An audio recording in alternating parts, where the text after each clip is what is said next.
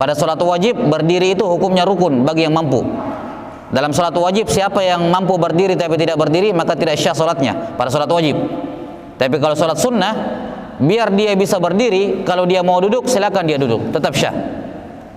Kata Nabi SAW, sholatul qaid nisfu sholatil qaim. Pahala sholat orang yang duduk padahal dia bisa berdiri tapi dia tetap duduk itu seperdua dari sholatnya orang yang berdiri. Menunjukkan bahwasanya berdiri pada sholat sunnah hukumnya adalah sunnah. Berdiri pada sholat sunnah hukumnya adalah sunnah. Dia bisa duduk ketika sholat sunnah. Mau dia duduk mulai dari awal sejak takbiratul ihram, atau dia berdiri dulu sampai tidak kuat baru dia duduk, terserah. Ya, intinya adalah berdiri hukumnya sunnah pada sholat pada sholat sunnah. Adapun kalau dia ngantuk dan tidak tahan, ya, tidak kuat menahan ngantuknya, maka hendaknya dia tidur. Maka yang dimaksud di sini ngantuk bukan baru ngantuk-ngantuk sedikit yang masih bisa ditahan, masih menguap-menguap, ya. Nah, tapi ini bisa diambil bisa diambil indikator kalau dia sudah sampai ketiduran dalam sholat. Sudah sampai ketiduran, bangun. Tidak lama ketiduran lagi, bangun lagi. Ini sudah ngantuk berat. Yang seperti ini jangan dia paksakan sholat, berdiri. Ya, jangan dia paksakan sholat. Jelas sampai sini? Maka dia hendaknya mundur dari shaf, dia sholat. Dia tidur sampai hilang ngantuknya, kemudian dia ikut lanjut sholat lail misalnya, atau pada sholat-sholat sunnah yang lainnya. Kenapa? Karena kata Nabi SAW, karena seseorang kalau dia memaksakan sholat dalam keadaan dia ngantuk, maka itu merupakan bentuk tasyad dalam agama. Bentuk apa? Berlebih-lebihan dalam beragama. Bentuk ekstrim dalam beragama, terlalu memaksakan diri dalam beribadah. Ketika sudah jelas-jelas dia ngantuk, dia paksakan sholat. Dia paksakan sholat. Sebagaimana Nabi SAW ketika dalam perang, dalam sebuah perang, seingat saya dalam perang Badar. Perang Badar kita tahu terjadi pada tanggal 17 Ramadan, pada bulan Ramadan. Maka Nabi SAW memerintahkan para sahabat untuk berbuka. Ya, nggak usah berpuasa, ini berperang. Ya. Sebagian sahabat ada yang ngotot untuk tetap berpuasa. Ya, untuk tetap tetap berpuasa. Nah, bahkan sebagian di antara mereka dalam momen yang lain, di antara mereka ada yang sampai sudah pingsan, ya, bukan pingsan, sudah lemas, ya, sudah lemas, belum pingsan, sudah lemas, kemudian sambil dipasangkan kain di atasnya, kemudian dikipasi, saking dia pertahankan puasanya. Ya, padahal sudah seperti itu keadaannya. Maka Nabi SAW bersabda, laisa minal birri as-siyamu fis safar. Bukan termasuk kebaikan berpuasa ketika safar. Bukan termasuk kebaikan. Siapa yang ingin mencari kebaikan, ya, dengan cara seperti itu, dia paksakan dirinya puasa ketika safar, sudah sampai setengah mati seperti itu, dia tidak mendapatkan kebaikan. Bukan termasuk kebaikan berpuasa ketika safar. Yakni kalau safarnya menyulitkan. Kalau safarnya masih mudah, masih gampang, ya, kata para ulama lebih afdal tetap berpuasa. Ya, lebih afdal tetap berpuasa kalau safarnya gampang. Ya. Tapi kalau safarnya sudah menyulitkan seperti seperti keadaan sahabat tadi, maka itu bukan lagi kebaikan. Itu berlebih-lebihan dalam beragama. Kalau dia paksakan dirinya berpuasa dalam kondisi seperti itu. Jelas ya? 6. Dan ini juga terkadang terjadi, ya, pada sebagian orang, sebagian perempuan kadang. Ya, bukannya dikatakan diharamkan, bukan diharamkan, bukan dilarang. Cuman ini merupakan bentuk terlalu berlebih-lebihan dalam beragama. Misalnya, ya, walaupun tentunya sebagian fatwa di kalangan para ulama itu membolehkan. Cuman tetap saja mereka mengatakan lebih afdal ditinggalkan. Ya, misalnya karena mau masuk puasa Ramadan, dia tidak mau ada kalanya dia minum obat penahan haid misalnya. Jangan dimemaksakan diri. Haid itu rutin tiap bulan, ya kan? Ya. Dan Nabi SAW sudah kasih solusinya, kalau kamu tidak puasa, bayar di bulan Ramadan, tidak ada masalah sama sekali. Ya. Jangan memaksakan diri pada hal-hal yang Allah Ta'ala tidak bebankan kamu untuk melakukannya. Allah tidak pernah menyuruh kamu untuk jangan sampai tidak ada kalamu, enggak. Puasa semampu kamu, ketika ada halangan ya berhalangan. Ya.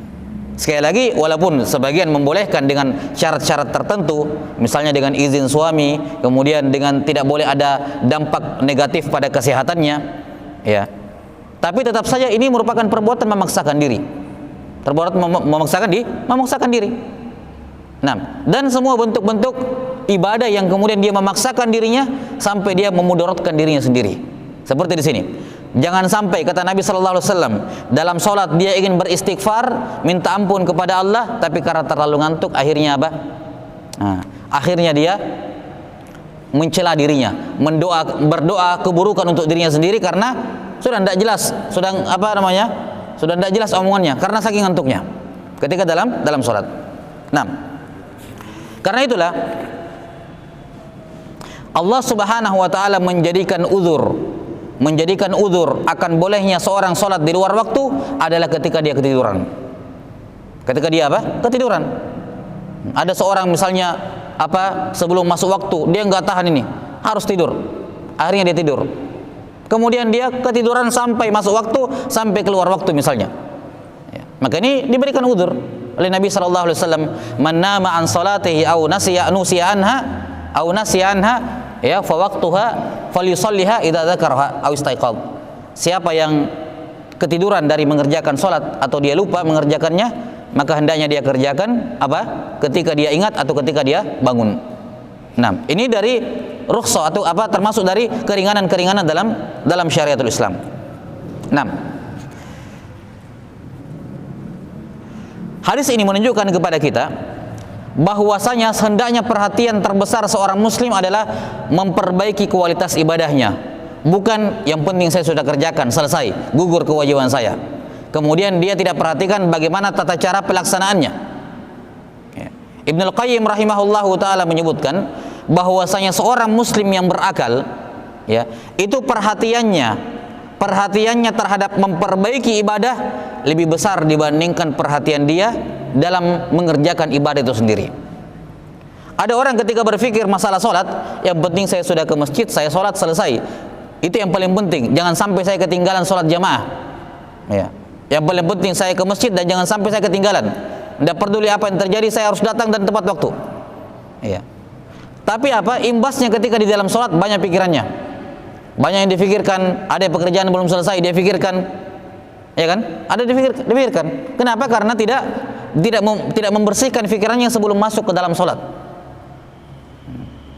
Karena itulah Nabi SAW mengatakan, ya, siapa ya dalam beberapa hadis ya, dalam riwayat Muslim dan selainnya, bahwa di antara uzur-uzur untuk terlambat atau bahkan tidak hadir sholat berjamaah adalah ketika mau buang air ya, dan ketika lapar ya. Maka bukan tindakan yang bijak dari seorang muslim ketika dia datang ke masjid, orang sudah qomat, dia mau kencing, dia tetap langsung masuk sholat karena khawatir terlambat takbir pertama, padahal dia menahan kencing. Ini bukan tindakan yang bijak dari seorang muslim, ya kan? Kenapa? Karena yang dia perhatikan pokoknya jangan sampai saya terlambat ini. Tapi di dalam sholat dia menahan kencing. Jadi yang dia perhatikan hanyalah bagaimana saya mengerjakan ibadah, tapi dia tidak memperbaiki kualitasnya. Nah, seorang mukmin dituntut untuk memperbaiki kualitas ibadah yang dia kerjakan, bukan sekedar kamu kerjakan ya seadanya seperti itu. Yang penting selesai, yang penting syah. Ya. Maka seorang mukmin selayaknya dia pergi buang air dulu, selesaikan hajatnya, kemudian dia datang masuk ke shaf walaupun dia terlambat 2 rakaat misalnya. Itu lebih utama. Dalam keadaan plong, tidak ada lagi yang dipikirkan. Karena memperbaiki kualitas ibadah lebih penting dibandingkan mengerjakan ibadah itu sendiri. Memperbaiki kualitas ibadah lebih penting dibandingkan mengerjakan ibadah itu sendiri asal-asalan. Demikian pula kalau dia kelaparan. Nabi SAW mengatakan kalau seorang sedang makan kemudian dikumandangkan adzan, selesaikan makanmu, jangan buru-buru. Ya. Jangan karena mau mengejar takbir pertama bersama imam kemudian buru-buru atau ditinggalkan, kemudian ketika sholat kepikiran karena kelaparan. Hatta kelaparan sedikit dia pikirkan, itu mengganggu sholatnya. Nah, dan Islam juga memberikan banyak sekali tuntunan bagaimana agar seorang muslim memperhatikan kualitas ibadahnya. Adanya sholat sunnah qobliyah untuk memutuskan semua kesibukan sebelum sholat, supaya kalau masuk ke sholat wajibnya tidak kepikiran lagi, selesaikan di sholat qabliyah. Nabi SAW pernah menegur Mu'adz bin Jabal ketika sholat isya baca sholat terlalu panjang, sampai-sampai ada sebagian sahabat keluar dari shaf sholat sendiri karena ini orang terlalu panjang.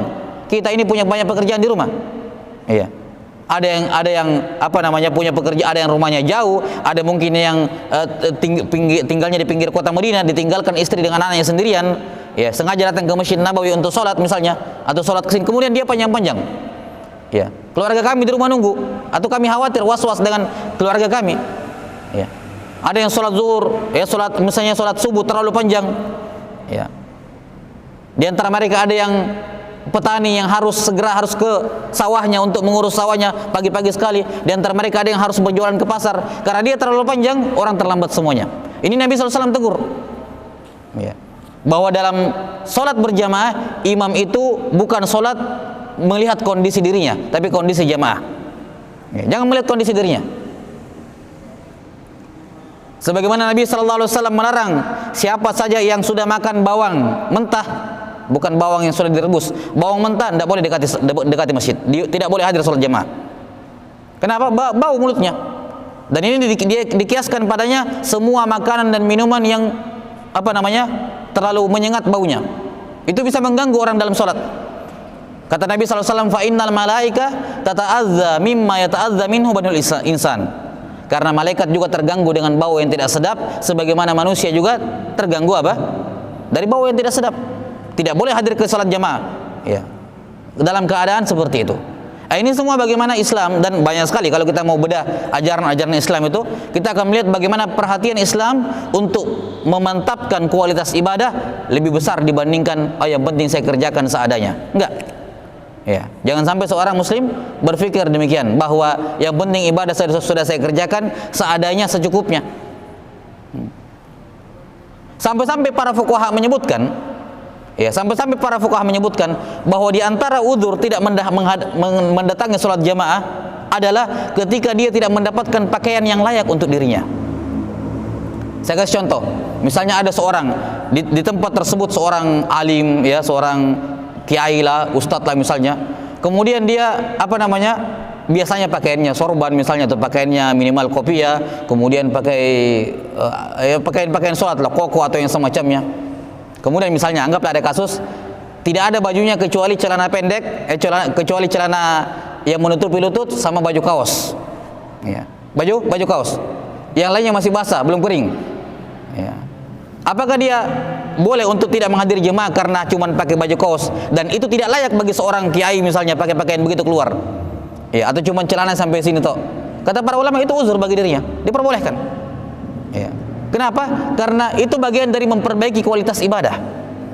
Ya, kalau dia sholat dalam keadaan seperti itu, kadang kepikiran, orang lihat bagaimana, orang kan tidak berpikir kadang apa yang terjadi di rumahnya, ya, tidak layak dan seterusnya. Nah, ini hal-hal yang seperti ini bagaimana para ulama sebelumnya, bagaimana Islam mengarahkan seorang muslim agar perhatian dengan kualitas ibadahnya dibandingkan sekedar berpikir bagaimana saya mengerjakan ibadah tersebut. Nah, wallahu taala alam bissawab. Yang jelas, hadits ini tegas menunjukkan larangan berlebih-lebihan dalam beribadah, dalam sholat, sampai-sampai dia memaksakan dirinya sholat padahal dia ngantuk. Summa qala rahimahullah, pada hadis yang ke-6, wa an Nabi Abdullah Jabir ibn Samurah radhiyallahu anhuma annahu qala kuntu usalli ma'an nabiy sallallahu alaihi wasallam as-salawat fa kanat salatuhu qasdan wa khutbatuhu qasdan, rawahu Muslim. Qauluhu qasdan ay baina tuli wal qasri. Dari sahabat Abu Abdullah Jabir ibn Samurah radhiyallahu anhuma, beliau berkata, saya pernah salat bersama dengan Nabi sallallahu alaihi wasallam, beberapa salat. Nah, sebelumnya butuh diingatkan untuk seluruhnya tentunya, ya, jangan sampai seorang lalai dari bersalawat kepada Nabi sallallahu alaihi wasallam ketika nama beliau disebut. Ini sudah hadis ke-148. Ya, setidaknya yang mengikuti pelajaran dari awal itu setidaknya sudah 2 kali bersalawat kepada Nabi SAW. Ya. Dan ini harus menjadi kebiasaan seorang muslim. Nggak boleh, tidak layak seorang muslim nama Nabi Muhammad SAW disebut kemudian dia tidak bersalawat. Ini tidak merupakan naqs, kekurangan bagi seorang muslim. Ya. Bagaimana caranya Nabi Muhammad SAW disebut kemudian dia tidak bersalawat? Dibiarkan nama beliau berlalu begitu saja dan dia tidak bersalawat. Hadis-hadisnya dibacakan di depannya dan dia tidak bersalawat. Ini bukan tanda cinta kepada Nabi SAW. Ya. Maka harus Ya. Ibarat kalau dia punya HP, tiap bunyi notifikasi langsung dia pergi lihat. Tiap bunyi notifikasi langsung dia pergi lihat chat apa yang masuk, berita apa yang masuk. Ya. Seorang muslim harus menjadikan ini sebagai nalurinya. Tiap kali mendengar Nabi Muhammad SAW disebut, langsung jadi naluri, tanpa dikontrol dirinya, langsung bersalawat kepada Nabi SAW. Ya. Tidak boleh seorang muslim melalaikan hal ini. Kata Nabi SAW, man shalla alayya salatan sallallahu alaihi biha asyara. Siapa yang bersalawat satu kali kepadaku, Allah bersalawat untuknya 10 kali. Iya. Al-bakhilu man dzukirtu indahu wa lam yusalli alayya. Kata beliau sallallahu alaihi wasallam, orang yang pelit, yang kikir adalah orang yang namaku disebut, dia dengarkan namaku disebut, lantas dia tidak bersalawat kepadaku. Maka ini hal yang penting ketika membaca hadis Nabawi, mendengarkan orang yang membaca hadis Nabawi, jangan sampai luput nama Nabi lewat kemudian dia tidak bersalawat kepada beliau. Nah, kata beliau, kata Jabir bin Samurah, saya pernah salat bersama Nabi Muhammad sallallahu alaihi wasallam as-salawat, beberapa salat. Di sini as-salawat maksudnya beberapa salat. Fa kanat salatuhu qasdan wa khutbatuhu qasda. Dan salat beliau itu ringkas, qasdan. Qasdan itu kata Nawawi, qasdan bainat tul wal qasar. Tidak panjang dan tidak juga terlalu pendek. Salat beliau sedang-sedang dan khutbah beliau, yakni khutbah Jumat juga sedang-sedang. Hadis dalam riwayat Muslim. Hadis riwayat Muslim. Taib, ini berkenaan dengan salat Nabi sallallahu alaihi wasallam secara umum. Ini sifat salat Nabi secara umum. Semua salat Nabi, salat wajibnya semua sifatnya seperti ini. Yaitu apa? Sedang-sedang, tidak panjang, tidak pendek. Makanya para fuqaha menjelaskan dalam salat wajib, ya, bahwa kebanyakan yang dibaca oleh Nabi sallallahu alaihi wasallam itu adalah dari surah mufassal. Mufassal itu dari surah Shad sampai An-Nas. Dari surah Shad sampai An-Nas. Itu mufassal namanya. Nah, surah mufassal ini dari surah Shad sampai An-Nas terbagi menjadi dua. Ada terbagi jadi tiga. Ada tiwalul mufassal, ada ausatul mufassal, dan ada kisar al mufassal. Ya. Kata para ulama, pada salat subuh dan salat isya Nabi sallallahu alaihi wasallam membaca tiwal al mufassal dari surah Shad sampai surah Al-Hujurat, seingat saya lupa. Ya. Dalam salat subuh dan salat isya memang biasa beliau baca agak panjang, tapi masih masuk dalam kategori mufassal. Mufassal itu surah-surah pendek. Mulai dari surah apa tadi? Shaf ke bawah itu dianggap surah-surah pendek. Karena sedikit-sedikit ada bismillah, sedikit-sedikit ada bismillah. Itu namanya mufassal, dipisah dengan bismillah. Ya. Itu dalam salat subuh. Beliau membaca yang panjang dari al-mufassal. Pada salat zuhur dan salat asar beliau membaca yang pertengahan dari mufassal, dan pada salat maghrib beliau membaca apa? Yang pendek dalam mufassal. Ya, karena itulah termasuk kebiasaan masyarakat kita, imam-imam kita dari zaman dahulu dalam salat maghrib membaca kuliah di rakaat pertama, qul huwallahu ahad di rakaat pertama, di rakaat kedua. Ini hal yang sesuai dengan sunnah Nabi sallallahu alaihi wasallam. Bahwa pada salat maghrib beliau membaca surah yang pendek-pendek di kisar al-mufassal. Jelas sampai sini? Ya, ini sifat salat Nabi sallallahu alaihi wasallam, tidak membaca ayat yang terlalu panjang dan tidak juga terlalu pendek. Ya. Dalam ketika ruku tidak ruku terlalu lama, i'tidal juga tidak terlalu lama, sujud juga tidak terlalu lama, tidak juga terlalu cepat. Duduk tahiyat juga tidak terlalu lama, tidak terlalu cepat, sesuai dengan bacaan yang ada. Ya. Adapun hadis-hadis yang menyebutkan bahwa Nabi kalau berdiri lama sekali berdiri sampai pecah-pecah kakinya, ini salat sunnah, bukan salat wajib. Nabi tidak pernah berdiri lama dalam salat wajib. Sampai sini, semua hadis-hadis yang menjelaskan bahwa beliau sujudnya lama sekali, ya, Nabi kalau rukunya lama sekali, tidak lama sekali, berdirinya lama sekali, ya, semua hadis-hadis tentang Nabi lama sekali berdirinya, rukunya, sujudnya, itu semua dalam salat sunnah, terkhusus salat lail tentunya, terkhusus apa? Salat lail. Maka tidak boleh itu kemudian dipakai dalam salat wajib, berdiri lama, ya, dalam salat-salat apa namanya? 5 waktu yang apalagi jamaahnya bervariasi, yang usianya juga macam-macam, yang profesinya juga macam-macam. Selayaknya imam memperhatikan kondisi jamaah. Nah, intinya di sini bahwa Nabi sallallahu alaihi wasallam salat beliau qasdan, tidak terlalu panjang sehingga berlebih-lebihan, dan juga tidak terlalu pendek. Demikian pula khutbah beliau dalam khutbah Jumat, tidak terlalu panjang dan tidak terlalu pendek.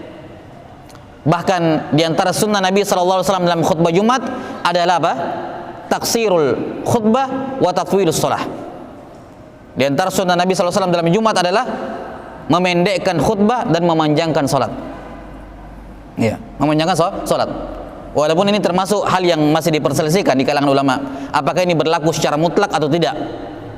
Yani apakah sunnah secara mutlak seperti ini, bahwa salat itu lebih panjang dibandingkan khutbah? Sebagian ulama mengatakan iya, tetap berlaku secara mutlak. Hendaknya salat Jumat lebih panjang dibandingkan khutbah Jumat. Itu sunnahnya seperti itu. Sementara sebagian ulama lain mengatakan itu di zaman dahulu, di zaman Nabi SAW, para sahabat yang hadir. Adapun di zaman sekarang ketika kaum muslimin mendominasi pada mereka itu ketidaktahuan tentang hukum agama, banyak mereka yang tidak tahu hukum agama, dan satu-satunya atau di antara waktu yang paling pas mereka berkumpul semua pada sholat Jumat, maka di sini dimaksimalkan, disampaikan, dinasihati. Makanya nggak apa-apa khutbahnya agak panjang dan sholatnya dikasih pendek. Sebagian berpendapat seperti itu, memanfaatkan momen berkumpulnya kaum muslimin setiap pekan. Ya, karena firman Allah Ta'ala, fas'au ila dzikrillah, bahwa di antara manfaat salat Jumat adalah apa? Mengingat Allah. Ya, dan zikrullah ini di antaranya adalah dengan memberikan pelajaran-pelajaran, memberikan apa pengetahuan-pengetahuan terhadap kaum muslimin tentang agama mereka. Taib. Ini hadis yang ke-6 berkenaan dengan apa? Bab ini, ya, bahwa Nabi SAW ketika salatnya qasdan, tidak panjang dan tidak pendek. Khutbah juga tidak panjang dan tidak pendek. Nah, bagaimana caranya para sahabat itu mengukur salat dikatakan panjang, dikatakan pendek? Ya, ini ada faedah yang penting dalam hal ini. Di zaman Nabi SAW mungkin belum dikenali jam-jam seperti sekarang. Ya, mungkin ada tapi tidak terlalu masyhur. Ya, karena jam-jam dikenal di bangsa-bangsa luar Arab ketika itu. Para sahabat radhiyallahu anhum ajmain, ketika mereka menentukan durasi, mereka menentukan durasi dengan bacaan Quran. Ya, misalnya Zaid ibn Sabit ditanya, berapa lama jarak antara makan sahurnya Nabi, selesainya Nabi makan sahur dengan qomat salat? Dia mengatakan sekitar membaca berapa? 60 ayat. Dan tidak mengatakan berapa menit, sekitar membaca 60 ayat. Ya. Dan ketika mereka mengukur salat lailnya Nabi, dia mengatakan Nabi SAW berdiri ini, ya, dalam salat dalam salat sunnah ini lamanya ini sekitar membaca 100 ayat surah Al-Baqarah. Ketika ruku sekitar membaca 80 ayat surah Al-Baqarah. Ketika sujud sekitar membaca 70 ayat dari surah Al-Baqarah. Jadi mereka itu dalam menentukan durasi berapa lama, banyak di antara para sahabat secara umum menjadikan ayat Quran sebagai apa? Sebagai patokan untuk mengukur berapa durasi suatu amalan. Ya. Dan ini menunjukkan kuatnya ta'alluq, kuatnya keterkaitan para sahabat dengan Quran. Sampai-sampai untuk menentukan durasi mereka menggunakan apa? Durasi pembacaan Quran, bukan yang lain. Ya. Ini saking terikatnya mereka dengan Quran, ya, saking terkaitnya mereka dengan Quran, dengan bacaan Quran sudah mendarah daging dalam diri mereka, sehingga untuk menentukan berapa lama mereka menjadikan apa? Bacaan Quran sebagai patokan. Ya. Dan ini menunjukkan, ya, menjadi sebab Allah Subhanahu wa taala mengangkat derajat mereka dikarenakan tamassuk mereka, kuatnya berpegang teguh mereka kepada Al-Qur'anul Karim. Sebagaimana sabda Nabi sallallahu alaihi wasallam, "Innallaha yarfa'u bihadzal kitabi aqwaman wa yadha'u bihi akharin." Sesungguhnya Allah Subhanahu wa taala akan mengangkat derajat suatu kaum karena berpegang teguh kepada umat ini, dan akan merendahkan yang lain dikarenakan meninggalkan kitab ini. Nah, Allahu taala alam bisawab. Saya kira cukup. Hadis yang ke-100, hadis ke-7 ini agak panjang. Insyaallah taala kita lanjutkan pada pertemuan pekan depan. Wal ilmu indallah. Nasallallahu taala yu'allimana mimma yanfa'una wa ay yanfa'ana bima 'allamana. Innahu waliyyu dzalika wal qadiru alaih. Subhanakallahumma bihamdik asyhadu an la ilaha illa anta astaghfiruka wa atubu ilaik. Wa sallallahu ala sayyidina Muhammadin wa ala alihi wa sahbihi wasallam. Assalamualaikum warahmatullahi wabarakatuh.